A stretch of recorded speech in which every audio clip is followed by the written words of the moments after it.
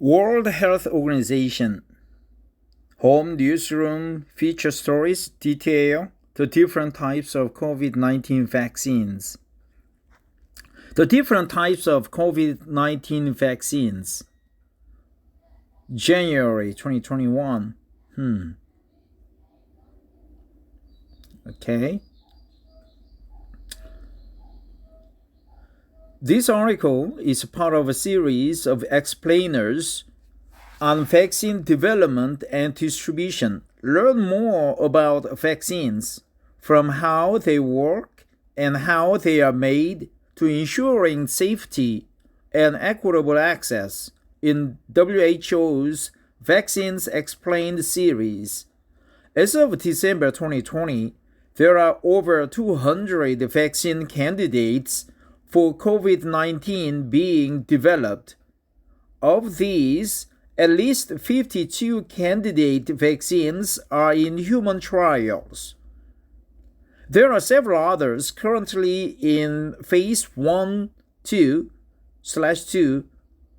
which will enter phase 3 in the coming months. For more information on the clinical trial phases, see Part 3 of our Vaccine Explained series, Phases 1 and 2. Why are there so many vaccines in development? Typically, many vaccine candidates will be evaluated before any are found to be both safe and effective. For example, of all the vaccines that are studied in the lab and laboratory animals, roughly 7 out of every 100 will be considered good enough to move into clinical trials in humans. Of the vaccines that do make it to clinical trials, just 1 in 5 is successful. Having lots of different vaccines in development increases the chances that there will be one or more successful vaccines that will be shown to be safe and efficacious for the intended prioritized populations.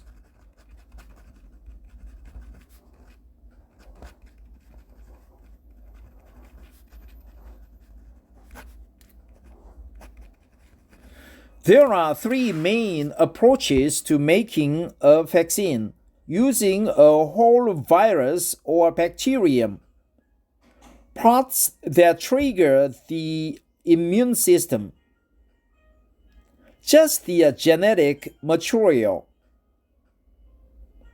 The different types of vaccines.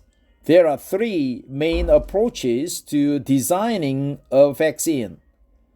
Their differences lie in whether they use a whole virus or bacterium, just the parts of the germ that triggers the immune system, or just the genetic material that provides the instructions for making specific proteins, and not the whole virus.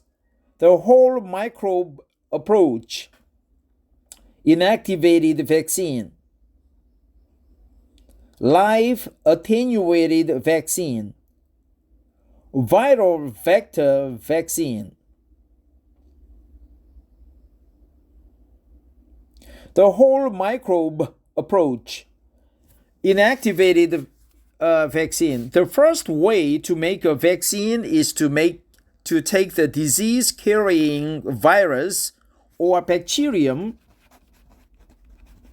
or one very similar to it, and inactivate or kill it using chemicals, heat, or radiation. Chemicals, heat, or radiation. This approach uses technology that's been proven to work in people. This is the way the flu and polio vaccines are made. The vaccines can be manufactured on a reasonable scale. However, it requires special laboratory facilities to grow the virus and bacterium safely, can have a relatively long production time, and will likely require 2 or 3 doses to be administered. Live attenuated vaccine. A live attenuated vaccine uses a living but weakened version of the virus, and one that's very similar. The measles, mumps, and rubella MMR vaccine and the chickenpox and shingles vaccine are examples of this type of vaccine. This approach uses similar technology to the inactivated vaccine and can be manufactured at scale. However, vaccines like this may not be suitable for people with compromised immune systems. Live attenuated vaccine, measles, mumps, and rubella MMR. Viral vector vaccine. This type of vaccine uses a safe virus to deliver specific subparts, called proteins, of the germ of interest so that it can trigger an immune response without causing disease. To do this, the instructions for making particular parts of the pathogen of interest are inserted into a safe virus. The safe virus then serves as a platform or vector to deliver the protein into the body. Platform or vector. The protein triggers the immune response. The Ebola vaccine is a viral vector vaccine, and this type can be developed rapidly. Let me read it one more time. This type of vaccine uses a safe virus to deliver specific subparts, called proteins, of the germ of interest so that it can trigger an immune response without causing disease. To do this, the instructions for making particular parts of the pathogen of interest are inserted into a safe virus. The safe virus then serves as a platform or vector to deliver the protein into the body. The protein triggers the immune response. The Ebola virus is viral vector vaccine, and this type can be developed rapidly. The subunit approach only uses the very specific parts, the subunits of virus or bacterium that the immune system needs to recognize. A subunit vaccine is one that only uses the very specific parts, the subunits of virus or bacterium that the immune system needs to recognize. It doesn't contain the whole microbe or uses a safe virus as a vector. The subunits may be proteins or sugars. Some of the vaccines on the childhood schedule are subunit vaccines protecting people from diseases such as whooping cough, tetanus, diphtheria, and meningococcal meningitis. The genetic approach, nucleic acid vaccine, uses the genetic material for specific proteins, the DNA or RNA. Nucleic acid vaccine. The genetic approach, nucleic acid vaccine, unlike vaccine approaches that use either a weakened or a dead whole microbe or parts of one, a nucleic acid vaccine just uses a selection of genetic material that provides the instructions for specific proteins, not the whole microbe. DNA or RNA are the instructions our cells to use to make proteins.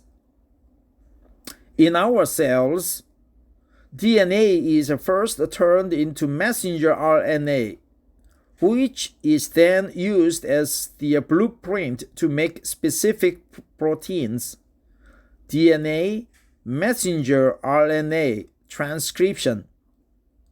A nucleic acid vaccine delivers a specific set of instructions to our cells, either as DNA or mRNA, for them to make the specific protein that we want our immune system to recognize and respond to.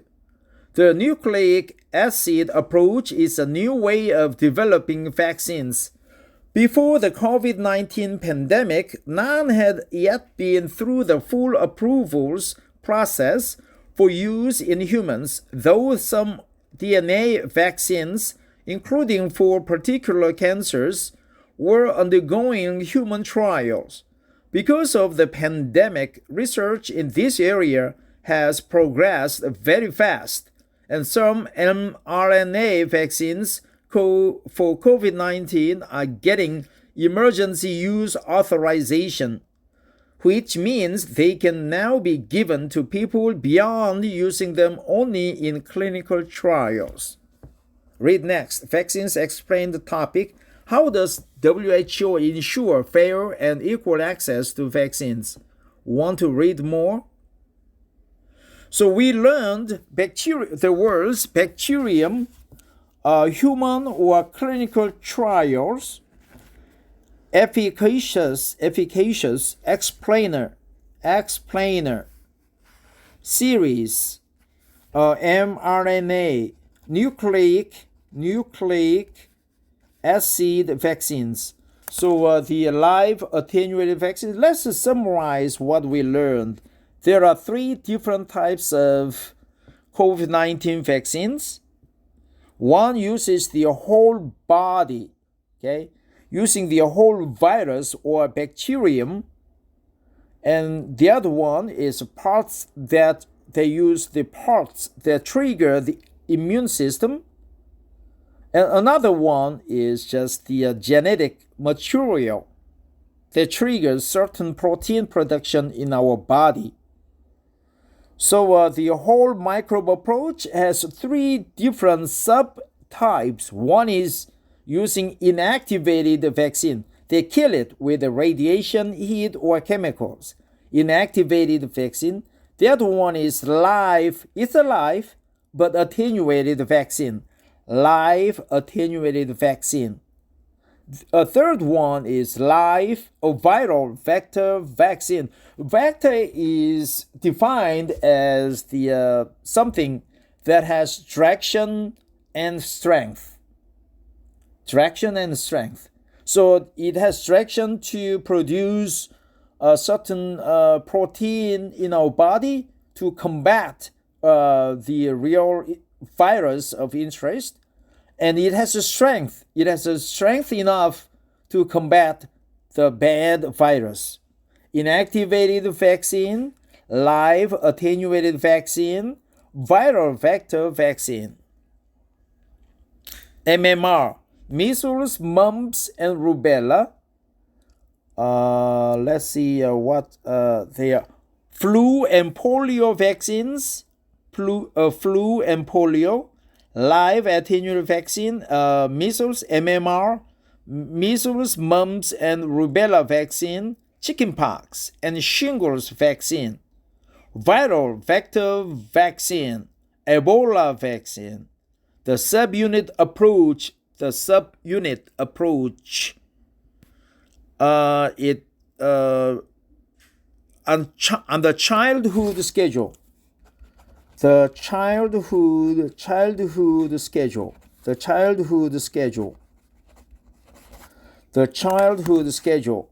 Whooping cough, tetanus, diphtheria, meningococcal meningitis. The genetic approach, nucleic acid vaccine. DNA turns into mRNA, messenger RNA. What are the examples? Genetic approach, vector approach. So let's look up this dictionary. Which one I'm talking about? Efficacious. To learn the exact pronunciation. So I'll just type in English.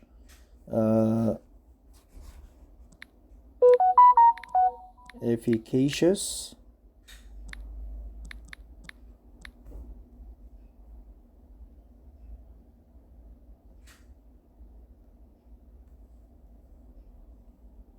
Efficacious. Efficacious. Efficacious. Efficacious. Efficacious. Efficacious. Efficacious. So that's it for today's daily reading. Thanks for listening.